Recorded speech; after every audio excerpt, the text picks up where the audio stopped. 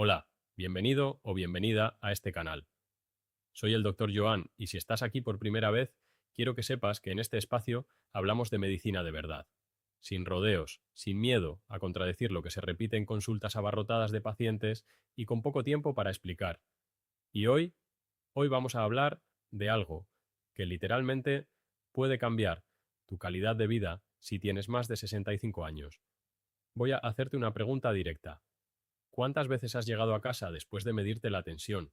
¿Has visto algo como 138 sobre 82 y has sentido ese nudo en el estómago? Ese momento de angustia. Tengo la tensión alta. Algo va mal. Tengo que hacer algo. Y entonces empiezas a ajustar la medicación por tu cuenta, o llamas al médico preocupado, o simplemente pasas el resto del día con esa sombra encima. Pues bien, lo que voy a contarte hoy va a hacer que entiendas por qué esa angustia, aunque comprensible, puede estar basada en una premisa que ya no es del todo correcta para tu edad. No te digo que la hipertensión no sea seria, es muy seria, pero hay una diferencia enorme entre tratar la hipertensión y obsesionarse con un número que fue diseñado para una población general y que, aplicado de forma rígida a personas mayores de 65, puede hacer más daño que bien. Quédate hasta el final, porque voy a explicarte todo esto con detalle. Y si al terminar este vídeo sientes que ha sido útil, te pido por favor que lo compartas con alguien a quien quieres, porque este tipo de información, muchas veces, no llega a quienes más la necesitan. Empezamos. Parte 1. El origen del 120-80. ¿De dónde viene ese número? Para entender por qué el 120-80 no es la cifra sagrada que nos han hecho creer, primero hay que entender de dónde viene. La tensión arterial ideal de 120 milímetros de mercurio de presión sistólica, ese es el número de arriba, y 80 de diastólica, el de abajo, fue establecida a partir de estudios realizados principalmente en adultos de mediana edad, personas de entre 30 y 60 años, en muchos casos. Estudios que buscaban establecer un punto de referencia universal para identificar quién estaba en riesgo de sufrir un infarto o un ictus. Y eso está bien. Para esa población tiene mucho sentido. El problema es que durante décadas esas cifras se aplicaron de manera indiscriminada a todo el mundo, independientemente de la edad, del estado general del paciente, de sus enfermedades previas o de la medicación que tomaba. Y el cuerpo de una persona de 70 años no es el cuerpo de una persona de 40. Esto puede parecer obvio, pero sus implicaciones médicas son profundas y durante mucho tiempo no fueron suficientemente consideradas en la práctica clínica diaria. Con el paso de los años, las arterias cambian, pierden elasticidad, se vuelven más rígidas, y esa rigidez arterial tiene un efecto directo sobre cómo el corazón bombea la sangre, y por tanto, sobre cómo se leen los valores de tensión. En una persona joven, la arteria aorta, la gran autopista de la sangre que sale del corazón, absorbe el impulso de cada latido como si fuera un amortiguador. Se expande y se contrae con suavidad. Eso contribuye a mantener una presión diastólica estable. En una persona mayor, esa elasticidad se reduce. La arteria es más rígida. El corazón tiene que trabajar más para empujar la sangre, lo que eleva la sistólica. Y entre latido y latido, la sangre no se sostiene tan bien, lo que puede bajar la diastólica, la samama. El resultado es lo que en medicina llamamos hipertensión sistólica aislada, que es, con diferencia, el tipo más común de hipertensión en personas mayores de 65 años. Tensión sistólica elevada, diastólica normal o incluso baja. ¿Y qué hace el médico cuando ve eso? Muchas veces prescribe o aumenta medicación para bajar ese número de arriba, pero al hacerlo, en algunos pacientes, el número de abajo también baja. Y ahí empieza el verdadero problema. Parte 2. El riesgo real de bajar demasiado la tensión en mayores de 65. Vamos al núcleo de todo esto, porque aquí está lo que necesitas saber y que rara vez se explica con claridad. Cuando la presión diastólica, el número de abajo, baja demasiado en una persona mayor, los órganos vitales empiezan a recibir menos riego sanguíneo en los momentos entre latido y latido. Y hay un órgano en particular que es extremadamente sensible a eso, el cerebro. Pero no solo el cerebro, también los riñones, el corazón mismo. Hay una curva que en cardiología llamamos la curva en J, o curva J, y es fascinante y aterradora a la vez. Esta curva muestra que la relación entre la tensión arterial y el riesgo cardiovascular no es lineal, no es a menor tensión, menor riesgo siempre. Hay un punto óptimo, y cuando la tensión cae por debajo de ese punto, el riesgo vuelve a subir. Estudios publicados en revistas de primer nivel mundial, como el Journal of the American College of Cardiology o el European Heart Journal, han documentado este fenómeno en pacientes mayores. En personas de más de 75 o 70 años con enfermedad coronaria previa, es decir, que ya tienen el corazón comprometido, bajar la presión diastólica por debajo de 70 milímetros de mercurio puede aumentar el riesgo de infarto, no reducirlo. Sí, has leído bien. Bajar demasiado la tensión puede aumentar el riesgo de infarto en ciertos perfiles de pacientes mayores. Y esto no es una teoría marginal. Es ciencia bien documentada que ha llevado a que múltiples sociedades científicas revisen sus guías clínicas en los últimos años. Pero hay más, porque el riesgo no es solo cardiovascular. Cuando una persona mayor tiene la tensión demasiado baja, o cuando baja bruscamente al levantarse, a lo que llamamos hipotensión ortostática, el riesgo de caída se dispara. Y las caídas en personas mayores no son una anécdota. Son una de las principales causas de hospitalización, de fractura de cadera, de pérdida de independencia y, en muchos casos, el inicio de un deterioro funcional del que muchos pacientes ya no se recuperan completamente. Un estudio publicado en el JAMA Internal Medicine analizó a miles de adultos mayores en tratamiento antihipertensivo y encontró que aquellos cuya tensión estaba siendo controlada de forma muy agresiva tenían un riesgo significativamente mayor de sufrir caídas graves, fracturas y hospitalizaciones relacionadas. Así que cuando hablamos de los riesgos de no llegar al 120-80, hay que preguntarse también cuáles son los riesgos de forzar ese objetivo a toda costa. Parte 3. Lo que dicen las guías clínicas actuales, la medicina ha cambiado. La buena noticia es que la medicina ha evolucionado. Las instituciones científicas más importantes del mundo han actualizado sus recomendaciones para reflejar esta realidad. La Sociedad Europea de Hipertensión y la Sociedad Europea de Cardiología publicaron guías en las que establecen objetivos de tensión diferenciados según la edad. Para personas mayores de 65 años que se encuentran en buen estado general, el objetivo de presión sistólica se sitúa entre 130 y 139 milímetros de mercurio, no 120, entre 130 y 139. Y para personas de más de 80 años, ese margen puede ampliarse aún más. El objetivo puede ser inferior a 150, siempre que el paciente lo tolere bien y no haya caídas de tensión preocupantes.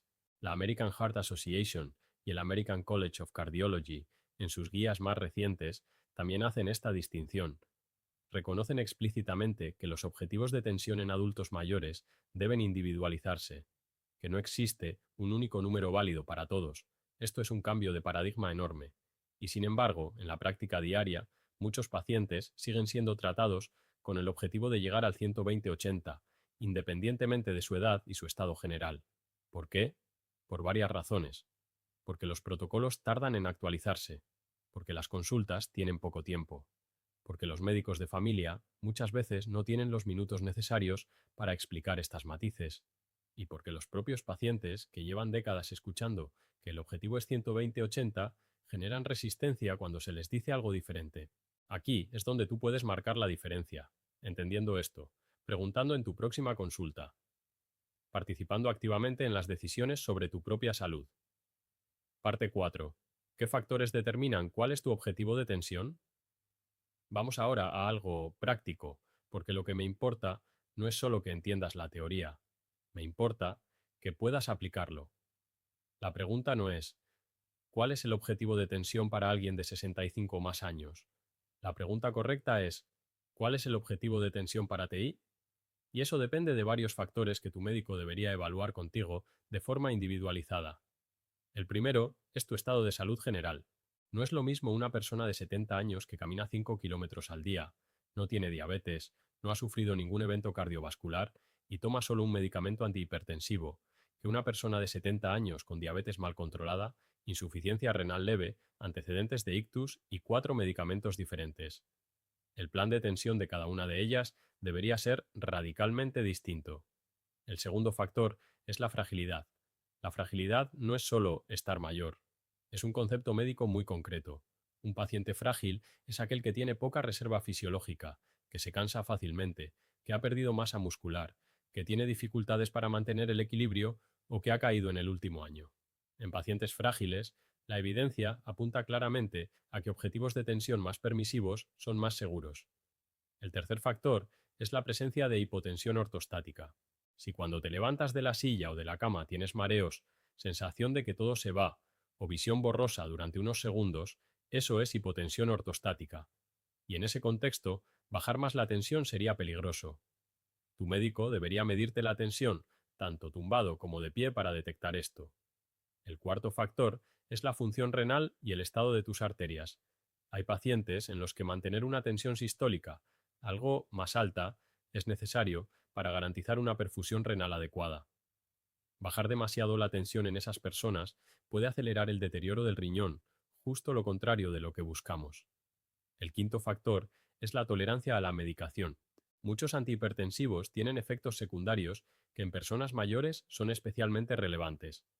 Algunos diuréticos pueden provocar pérdida de potasio, desequilibrios electrolíticos, deshidratación. Algunos betabloqueantes pueden causar fatiga, sensación de frío, bradicardia. Algunos calcioantagonistas producen edemas en los tobillos. Si para llegar al 120-80 hay que aumentar dosis o añadir fármacos y el paciente los tolera mal, el precio que se paga puede ser muy alto. Parte 5. Lo que sí debes hacer. Un enfoque práctico y sensato. Quiero ser muy claro en este punto porque no quiero que nadie interprete este vídeo como una invitación a abandonar el tratamiento o a ignorar la hipertensión. Eso sería un error gravísimo. La hipertensión es una enfermedad silenciosa y peligrosa. Es una de las principales causas de ictus, de infarto, de insuficiencia cardíaca y de daño renal en todo el mundo. Tratarla es fundamental. Lo que estoy diciendo es que el tratamiento debe ser inteligente, individualizado y guiado por la evidencia más actualizada. Entonces, ¿qué deberías hacer? Lo primero, habla con tu médico sobre tu objetivo personalizado. No vayas con la actitud de he visto un vídeo y ya no voy a tomar la medicación. Ve con preguntas, ve con curiosidad. Pregúntale, doctor, ¿cuál es el objetivo de tensión más adecuado para mi edad y mi situación? ¿Crees que el tratamiento actual es el más apropiado para mí? ¿Hay algún riesgo de que esté bajando demasiado la tensión diastólica? Un médico informado y con tiempo para escucharte te agradecerá esas preguntas. Y si no tiene tiempo de explicarte, considera buscar una segunda opinión. Lo segundo, aprende a medirte la tensión correctamente. Esto es más importante de lo que parece. Muchos errores de manejo de la tensión vienen de mediciones incorrectas. La tensión debe medirse siempre sentado, con la espalda apoyada, sin cruzar las piernas, con el brazo a la altura del corazón. Debe hacerse después de 5 minutos de reposo, no después de haber tomado café, no después de haber corrido por el pasillo, no con urgencia porque tienes prisa. Además, el síndrome de la bata blanca es muy frecuente. La sola presencia del médico o el entorno clínico eleva artificialmente la tensión en muchas personas.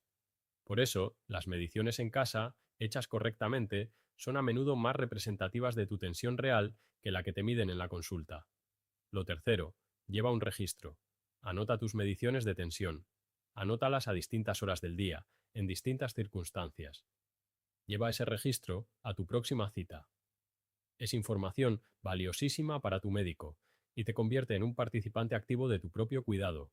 Lo cuarto, no abandones el tratamiento de forma unilateral. Nunca. Esto no es negociable. Si crees que tu tratamiento no es el adecuado, si sientes que la medicación te está haciendo daño, si tienes mareos, caídas o síntomas que te preocupan, habla con tu médico antes de cambiar nada. Los fármacos antihipertensivos no se pueden dejar de golpe sin riesgo. Lo quinto, trabaja en los factores de estilo de vida, porque la tensión no depende solo de los medicamentos. La dieta baja en sodio sigue siendo fundamental. La actividad física, adaptada a tu edad y capacidad, caminar, hacer ejercicios de fuerza suave, yoga, natación, tiene un impacto real y documentado sobre la tensión arterial. Dejar de fumar, reducir el alcohol, controlar el estrés. Estos factores no son accesorios, son parte central del tratamiento. Parte 6. El caso de la hipertensión sistólica. Aislada en profundidad. Quiero detenerme un momento en este concepto, porque es especialmente relevante para muchos de vosotros. Ya hemos hablado de la hipertensión sistólica aislada, tensión sistólica alta con diastólica normal, como la forma más común de hipertensión en mayores de 65. Pero hay algo más que necesitas saber sobre cómo se trata. Durante muchos años hubo un debate en la comunidad científica sobre si valía la pena tratar la hipertensión sistólica aislada en personas mayores. Algunos argumentaban que era simplemente el resultado del envejecimiento normal de las arterias y que el tratamiento agresivo podía hacer más daño que bien. Hoy sabemos que sí vale la pena tratarla, pero con matices muy importantes. El tratamiento de la hipertensión sistólica aislada reduce el riesgo de ictus, que es quizá el evento más temido en este contexto, y esto está documentado con sólida evidencia. Pero el tratamiento debe hacerse con cuidado, porque algunos de los fármacos que más eficazmente bajan la sistólica también bajan la diastólica, y si la diastólica ya estaba en el límite bajo, puede caer peligrosamente. Los diuréticos tiacídicos y los calcioantagonistas de larga duración son frecuentemente preferidos en este contexto porque tienen un perfil más favorable sobre la presión diastólica. Pero la elección del fármaco debe ser siempre individualizada. Hay también un concepto que me parece importante mencionar: la presión de pulso. Es simplemente la diferencia entre la sistólica y la diastólica. Si tu tensión es 150/70, tu presión de pulso es 80. Una presión de pulso elevada, por encima de 60 o 65, es en sí misma un factor de riesgo cardiovascular en personas mayores. Refleja la rigidez arterial de la que hablábamos antes, y es un dato que tu médico debería tener en cuenta. Parte 7. Mitos y verdades sobre la tensión en personas mayores. Vamos a hacer un repaso rápido de algunos de los mitos más comunes que escucho, porque hay mucha información errónea circulando. Mito número 1. Si tengo 70 años y mi tensión es 140/85, estoy en peligro inmediato. ¿Verdad?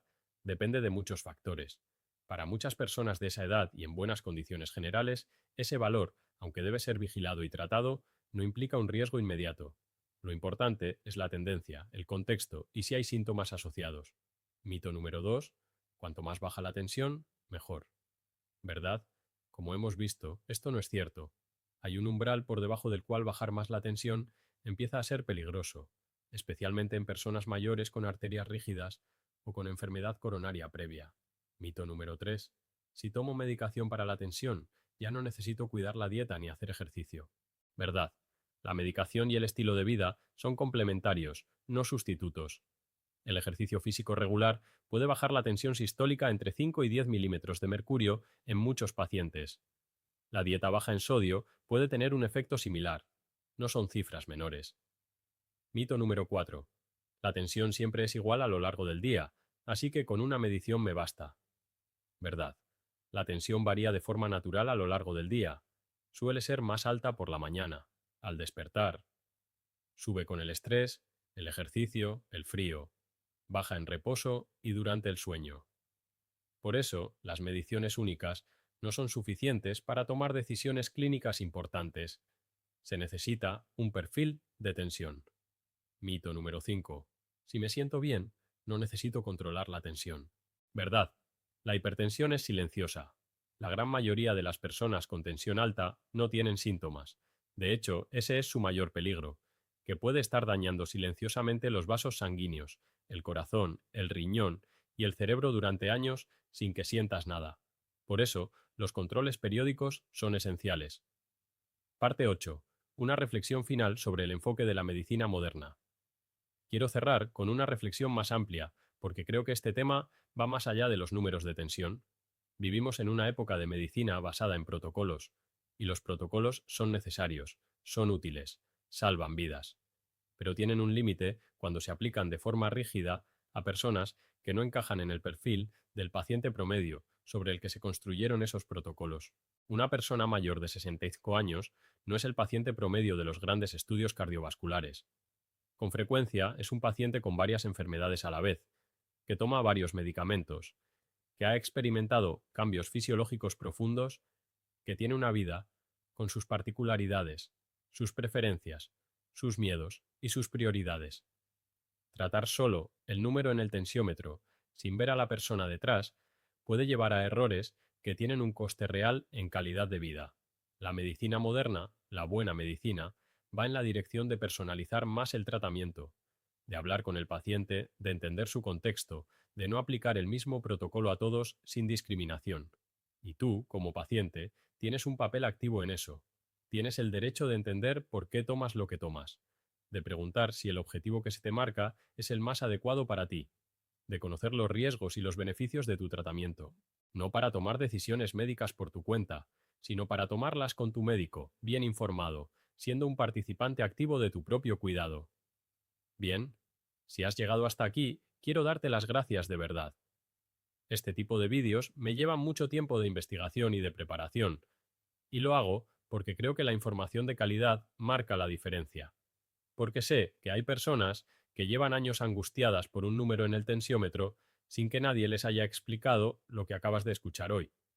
Si este vídeo te ha parecido útil, y espero que lo haya sido, te pido que hagas 3 cosas. La primera, dale a me gusta. Parece una tontería, pero ayuda enormemente a que este contenido llegue a más personas que lo necesitan. La segunda, compártelo. Piensa ahora mismo en alguien que conozcas, un familiar, un amigo, tu padre, tu madre, que tenga más de 65 años y esté lidiando con el tema de la tensión arterial. Mándale este vídeo. Puede marcar una diferencia real en su vida. La tercera, suscríbete al canal si aún no lo has hecho. Aquí el Dr. Joan habla de salud de verdad, sin alarmismos, sin productos que vender, sin trucos milagrosos, solo ciencia bien explicada, pensada para que tú puedas tomar mejores decisiones sobre tu salud. Y si tienes alguna pregunta, déjala en los comentarios. Leo los comentarios. No siempre puedo responder a todos, pero leo los comentarios y me ayudan a saber qué temas son los que más os preocupan, qué próximos vídeos preparar. Soy el Dr. Joan y seguimos aquí cuidando de lo más importante, tu salud y la de los que quieres. Hasta el próximo vídeo.